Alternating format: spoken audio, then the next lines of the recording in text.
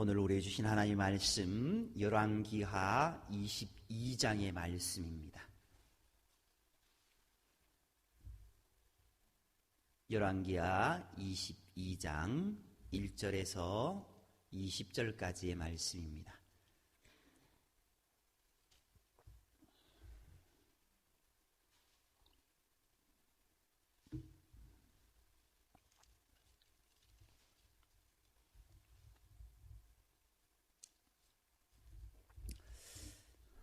(1절에서) (20절까지의) 말씀 우리 한 절씩 교독하도록 하겠습니다. 1절입니다. 요시야가 왕위에 오를 때에 나이가 8세라. 예루살렘에서 31년간 다스리니라. 그의 어머니의 이름은 여디다요 보스갓 아다야의 딸이더라.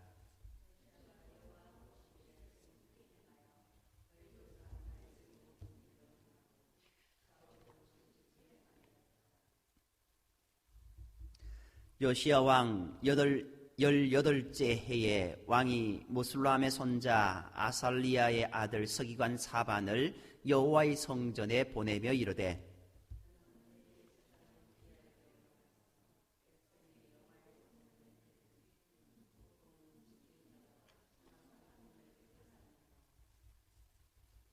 여호와의 성전을 맡은 감독자의 손에 넘겨 그들이 여호와의 성전에 있는 작업자에게 주어 성전에 부서진 것을 수리하게 하되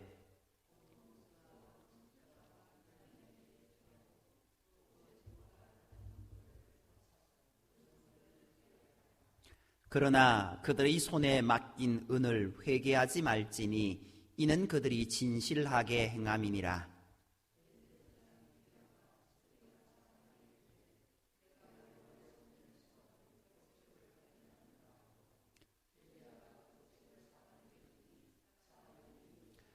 서기관 사반이 왕에게 돌아가서 보고하여 이르되 왕의 신복들이 성전에서 찾아낸 돈을 쏟아 여호와의 성전을 맡은 감독자의 손에 맡겼나이다 하고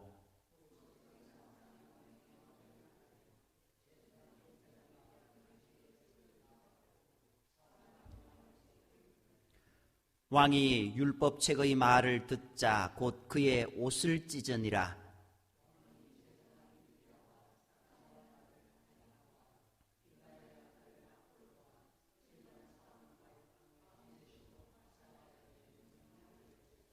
너희는 가서 나와 백성과 온 유다를 위하여 이 발견한 책의 말씀에 대하여 여호와께 물으라.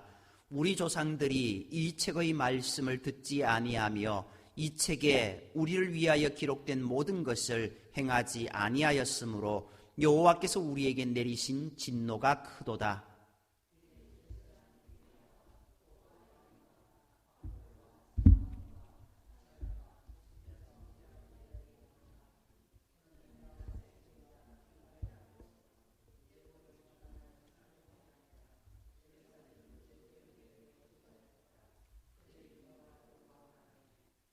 훌다가 그들에게 이르되 이스라엘 하나님 여호와의 말씀이 너희는 너희를 내게 보낸 사람에게 말하기를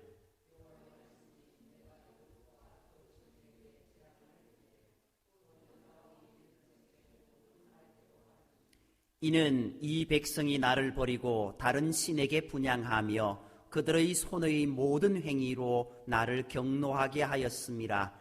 그러므로 내가 이곳을 향하여 내린 진노가 꺼지지 아니하리라 하라 하셨느니라.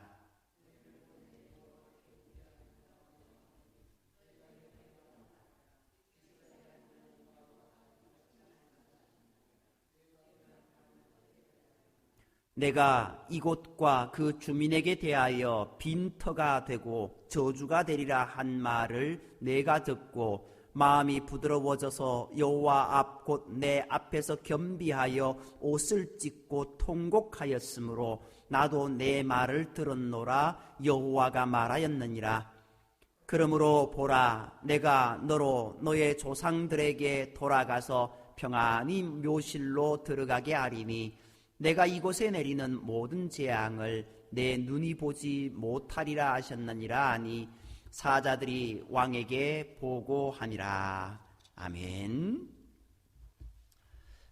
오늘 열왕기 22장의 말씀은 유다의 왕 요시야가 등극하고 그리고 그가 성전을 보수한 이후에 일어난 일련의 사건들을 설명하고 있습니다. 요시야 왕이 어떤 왕입니까? 요시야 왕은 이제 그의 아버지 아몬 왕의 뒤를 이어서 왕이 되었습니다. 그리고 그의 할아버지는 므낫세였습니다. 므낫세 55년간 어찌 보면은 이스라엘의 가장 악한 왕으로 이스라엘을 다스렸던 왕이었습니다. 그런데 그 아래에 이제 요시야가 왕이 됩니다. 그런데 요시야 왕은요, 다윗 왕 이후로 가장 신실한 왕이다라고 이렇게 설명하고 있습니다. 그리고 어찌 보면은 다윗 왕보다 더 뛰어난 왕으로 그렇게 해석하기도 합니다. 여호사밧과 히스기야도 선한 왕으로 평가받고 있지만 이들은 인생의 후반부에 하나님 보시기에 합당치 않은 삶을 살았습니다. 한번 생각해 보십시오. 히스기야는 그가 그의 마지막 생 15년을 연장받았지만 그 15년의 연장받은 생이 오히려 그에게는 독이 되었던 모습을 우리는 지난 시간 살펴보았습니다. 여호사밧도 어떻습니까? 그가 훌륭한 왕이었고 여호와 보시기에 정직한 왕이었지만 여로보암 2세와 이제 오고 가는 그런 어떤 정치적인 역학 속에서 그가 어찌 보면은 하나님 앞에 실수하는 일들을 보게 되었습니다. 반면에 요시야는 다윗처럼 죽을 때까지 오직 하나님만을 섬겼던 사람이다라고 기록되어 있습니다. 요시야는 여호와 보시기에 정직히 행하고 다윗의 모든 길로 행한 신실한 왕이었습니다. 그는 8살 되는 해에 왕이 되어서 31년간 이제 예루살렘을 다스렸습니다. 요시야가 왕이 된 지 8년째 되는 해에 그가 처음으로 그의 조상 다윗의 하나님을 구하였다는 말씀이 역대하 34장에 나옵니다. 8살 때 무슨 조그마한 아이의 입장에서 하나님의 이름을 불렀다? 물론 그럴 수도 있겠습니다만은요, 성경은 그렇게 이야기하지 않습니다. 아마도 이때 당시에는 어찌 보면은 섭정시대였다라고 이야기할 수 있을 겁니다. 그리고 이제 16 이후에 이제 요시야가 하나님의 이름을 불렀더라라고 이야기하고 있습니다. 이 16이라는 것은요, 16이라는 숫자는 새로 태어난다라는 의미가 있습니다. 거듭난다라는 의미가 있습니다. 그도 그렇듯이 8이라는 숫자가요, 새로운 출발을 의미합니다. 이제 이 요시야가요, 8살 때 왕이 되었습니다. 이제 새로운 출발을 시작했습니다. 그리고 이스라엘도 새로운 출발을 시작했습니다. 하나님을 향한 신실한 믿음의 사람이 왕이 되어서 그 나라를 다스리는 새로운 출발이 시작되었다라는 겁니다. 그리고 8살의 2배인 16세에 이제 이 요시야가 하나님의 이름을 불렀습니다. 새로 태어나고 거듭난 생활, 이 생활이 그 속에서 시작되었고 그리고 이스라엘에 이어지게 되었다라는 것. 성경에 나오는 숫자는요, 그저 허투루 써여진 숫자들이 아닙니다. 이스라엘 백성들, 히브리인들은 이 숫자가 얼마나 그들에게 있어서 중요한 의미를 띠고 있는지 잘 압니다. 그렇기에 8이라는 숫자도 16이라는 숫자도 그렇게 중요하다라는 겁니다. 히스기야의 경우에는요, 북왕국 이스라엘이 멸망하는 것을 보고 충격을 받아서 하나님을 섬겼습니다. 그 이전에는 그렇게 신실한 모습이 아니었습니다. 그런데 요시야는 그가 왜 이때 하나님을 찾았는지, 이제 8년 후에 그렇게 하나님을 찾았는지 그 이유가 나와 있지는 않습니다. 어찌된 영문인지는 모르지만 요시야가 그의 나이 16살이고 왕이 된 지 8년째 되는 해에 다시 새로운 결단을 하게 되었고 처음으로 하나님을 찾기 시작했다라는 겁니다. 그로부터 4년이 지난 요시야 왕 12년, 그의 나이 20살 때에 이제 요시야는 대대적인 우상 척결을 하기 시작합니다. 히스기야도 모세가 만든 못뱀까지 부수는 등 우상 척결에 힘썼지만 요시야는 우상을 섬기는 제사장들의 뼈를 제단에서 불사르기까지 하는 등 유다 땅에서 우상을 박멸하려고 온 힘을 다했던 왕이었습니다. 한번 생각해 보십시오. 므낫세, 그의 아버지, 그의 할아버지, 그들의 모습이 어떠했습니까? 우상을 섬기라고 자기도 섬기고 백성들까지 섬기게 만들었던 그런 왕들이었지 않습니까? 그들로 인하여서 이스라엘에 하나님의 진노가 가득했는데 그 아들, 그 손자가 요시야가 이 우상을 박멸하는 데 온 힘을 쏟았다라는 겁니다. 다시 그로부터 6년이 지납니다. 오늘 4절 이하에 보면은요, 이제 요시야 왕 18년, 그러니까 요시야의 나이 26살 때에 성전을 수리하는 일이 오늘 본문 4절 이하에 나옵니다. 우상을 아무리 척결한다 하더라도 하나님을 향한 예배가 바로 되지 않으면은 아무 소용이 없습니다. 그러므로 요시야는요, 유다의 온 땅의 우상을 박멸한 후에 예루살렘 성전을 회복하여 예배를 바르게 하려고 애썼던 겁니다. 요시야 왕 8년과 12년과 18년에 무슨 일이 있었는지 성경은 자세히 기록하지 않습니다. 히스기야는 북왕국 이스라엘이 멸망하는 것을 보고 충격을 받아 우상을 제거하였고, 아수르 군사가 예루살렘을 포위하는 것을 보고 하나님께 간절히 간구하고 기도했습니다만, 요시야 왕의 경우에는 무엇이 그로 하여금 하나님의 이름을 구하게 했고, 또 4년이 지난 후에 대대적인 우상을 척결하게 했고, 다시 6년이 지난 후에 성전을 수리하게 했는지 아무런 이유도 모릅니다. 그러나 한 가지 분명한 것은 그가 느끼는 어떤 자극에 예민하게 반응했다라는 점입니다. 어떤 자극이 왔을 때 그는 하나님을 구했습니다. 하나님을 불렀습니다.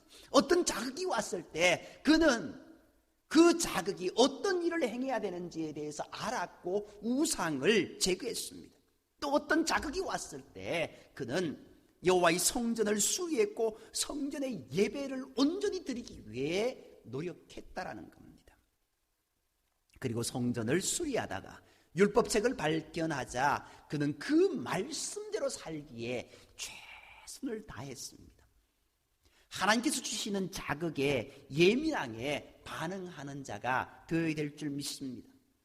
공부하라는 자극에는 예민하게 반응하면서 말씀대로 살아야 한다라는 신앙적인 자극에는 별로 반응이 없는 모습들이 있습니다.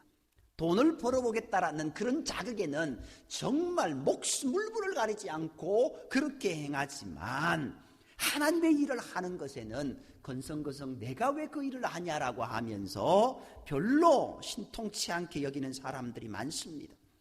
하나님께서는 이것을 보고 믿음을 판단하신다라는 겁니다. 오늘 우리는 어떤 자극에 예민하게 반응하고 있습니까? 그것이 바로 내가 누구인지를 나타내는 것이라는 겁니다.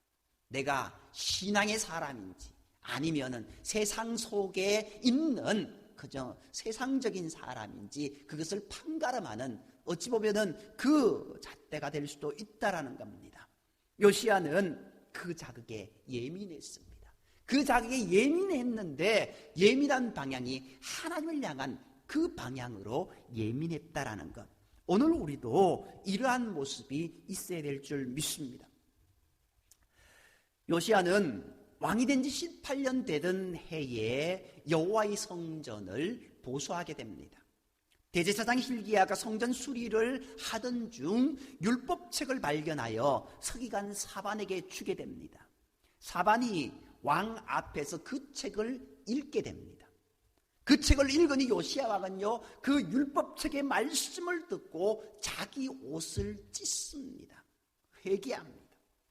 그동안 요사밧, 요아스, 히스기야 등의 왕들이 하나님을 섬긴다고 했으나 율법책을 발견하지는 못했습니다. 어찌 보면 그들도 성전을 수리하고 성전을 향한 열정이 있었습니다. 그러나 이 모습은 없었습니다. 요시야 왕 때 이르러서 오랫동안 먼지 구덩이에 감춰져 있던 율법책이 발견된 겁니다. 이것은 그동안 유다 왕들과 백성들이 얼마나 하나님을 섬기는데 등한히 했다는 것을 잘 나타내 보여주고 있습니다. 우리도 그렇지 않습니까? 우리가 신앙생활을 한다고 하면서 주일날 교회에 와서 예배를 드립니다. 그리고 집으로 돌아갑니다. 그리고 한켠에 성경책을 꽂아둡니다. 일주일 내내 그곳에 꽂아져 있다 보니까 그 위에는 먼지가 있습니다. 다음 주일날 올 때 어떻게 합니까? 그것을 끄집어내어서 그 위에 있는 먼지를 털고 오게 됩니다. 우리의 일주일의 모습입니다. 그런데 이스라엘 백성들은 어떻게 했다고요? 수십 년 그런 삶을 살았다라는 겁니다. 아직 100년 이상을 그렇게 살았다라는 겁니다. 그러니 그들의 모습 가운데 하나님을 향한 열정은 없었고 하나님의 말씀은 그들 가운데 다 사라져 버렸다라는 겁니다. 앞에서 언급한 것처럼 요시야는 그가 왕이 된 지 8년에 처음 하나님을 구하기 시작했고, 요시야 12년에 우상을 대대적으로 척결했고, 요시야 18년에 성전을 수리하다가 율법책을 발견했습니다. 요시야는 율법책을 발견하자마자 서기관 사반에게 율법책을 읽게 하였고, 그 율법책을 듣자마자 옷을 찢고 통곡합니다.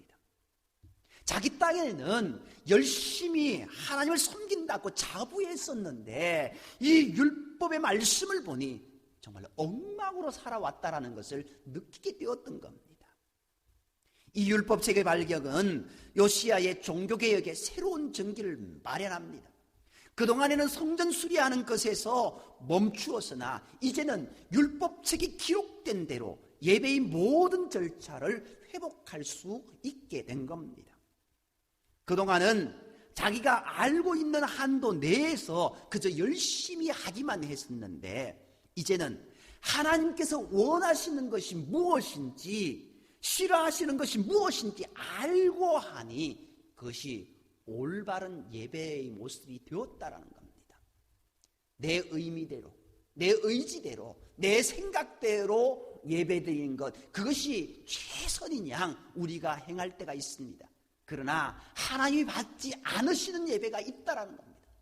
천층의 순양과 만만의 강물 같은 그 기름으로 하나님께 예배를 드린다고 해도 나 그 예배 받지 않으른다라고 말씀하시는 그 주님의 음성처럼 오늘 우리의 예배가 그런 예배, 주님이 받지 아니하시는 예배일 수도 있다라는 겁니다. 이스라엘의 모습이 이제까지 그랬습니다.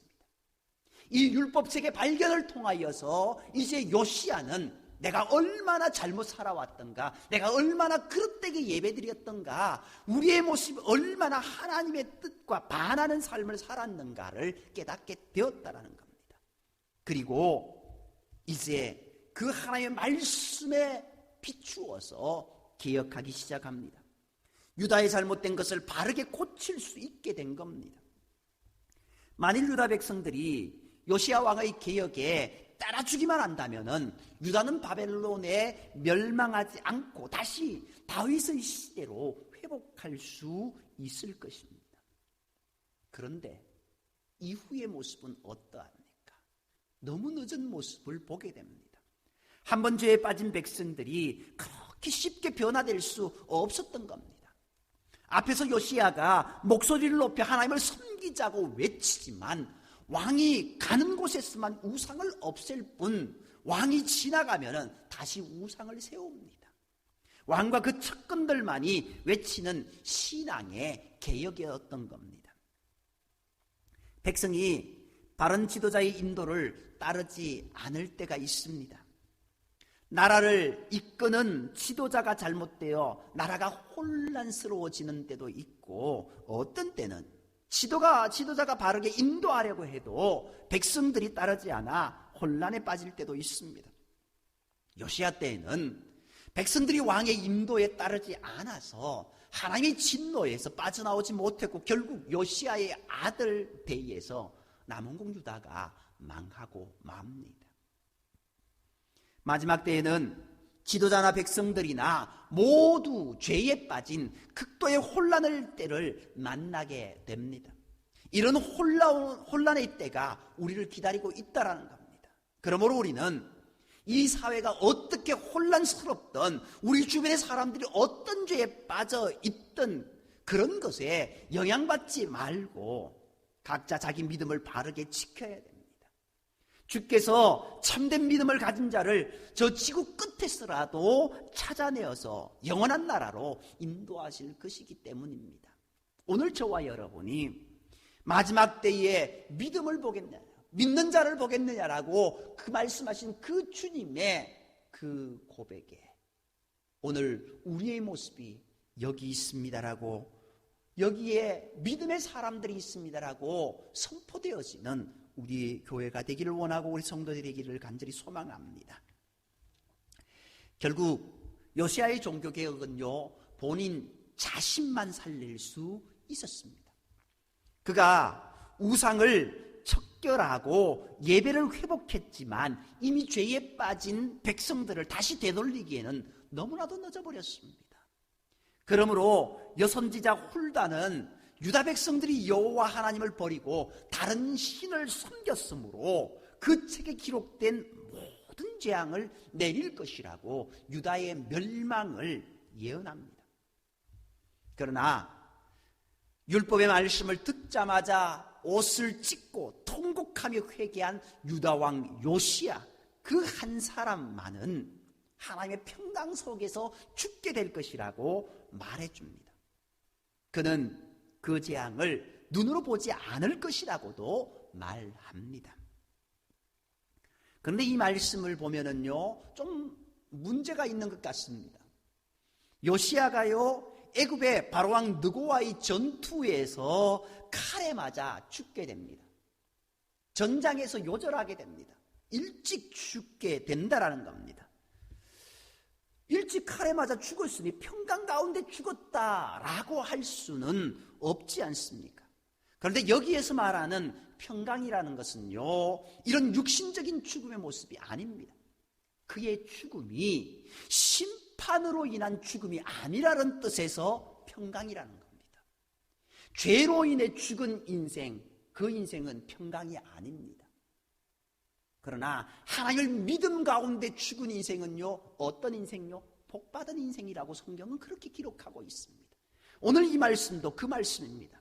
요시야는 비록 전장에서 칼에 맞아 일찍 죽음을 맞이했지만 그의 죽음은 평강의 죽음이다라는 겁니다.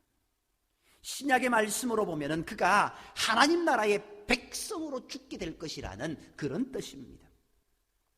예레미야서에 아브라함과 요셉과 모세가 나온다고 할지라도 그 자식도 살리지 못하고 그들만 살게 될 것이라고 한 말씀 그대로 하나님을 섬기려 애쓴 요시야 왕, 그 사람만 천국 백성으로 죽게 된 것입니다.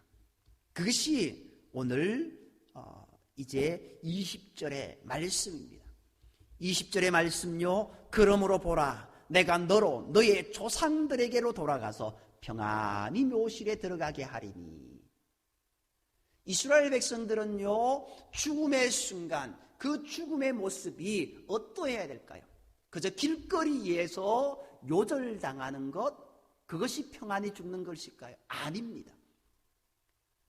요셉이 어떻습니까? 네 뼈를 아버지가 있는 그 굴에 함께 안장해달라고 그렇게 신신당부를 합니다. 왜 그럴까요? 조상의 묘실에 함께 있는 것, 그것이 가장 큰 축복이기 때문에 그렇습니다. 그래서 이스라엘 백성들이 출애굽할 때 이 요셉의 유고를 들고 그리고 가나안으로 갑니다. 40여 년 동안 광야 생활을 하면서도 그 요셉의 뼈를 함께 치고 갑니다. 유언을 그대로 이제 이행했던 모습을 보게 됩니다. 그리고 그 굴에 함께 안장하는 모습을 보게 됩니다. 평안히 조상들에게로 돌아갔다라는 겁니다. 조상들이 있는 그 묘실에 함께 안장되었다라는 겁니다. 요시야도 마찬가지입니다. 비록 죽음으로, 일찍 죽음으로 끝났지만 그 조상들과 함께 그렇게 묘실에 있는 것이 그 모습에서는 축복이었다라고 이야기하고 있습니다. 오늘 우리가요, 정말 축복된 인생이 되기를 원하신다고 한다면은 하나님을 향한 믿음 가운데 나아가기를 원합니다. 우리의 육신이 아니라 우리의 영이 하나님과 함께 있는 것, 그것이 가장 큰 축복이고 복일 줄 믿습니다. 그런 평안이 우리에게 있기를 소망하며 기도해야 될 줄 믿습니다. 예수님께서 오시기 전 마지막 때 혼란이 우리에게 닥쳐올 겁니다. 아버지가 믿음이 좋아도 그의 자녀가 아버지의 믿음으로 함께 하나님의 나아가는 것 아닙니다. 믿음은 오직 단독자로 하나님과 나와의 사이에 서 있어야 됩니다. 어찌 보면은 이 요시야는 그의 아버지 므낫세, 할아버지 므낫세, 아버지 아몬, 그들의 불신앙적인 모습을 그대로 보고 자랐을 수도 있습니다. 그러나 워낙 어린 나이였기 때문에 그것을 온전히 어찌 보면 몸에 체득하지 못했던 것 같습니다. 오히려 그에게는 그것이 오히려 복이었습니다. 그래서 이 요시야는 하나님을 섬기는 그 일로 매진할 수 있는 모습이 되었던 것, 그것이 참 그에게 있어서는 축복이었던 것 같습니다. 오늘 우리가 정말 하나님을 향한 믿음 가운데 나아가야 될 줄 믿습니다. 나뿐만 아니라 우리의 자녀들이 믿음으로 살고 그래서 하늘나라로 들림받을 수 있는 그런 모습이 되기를 위해서 날마다 기도해야 될 줄 믿습니다.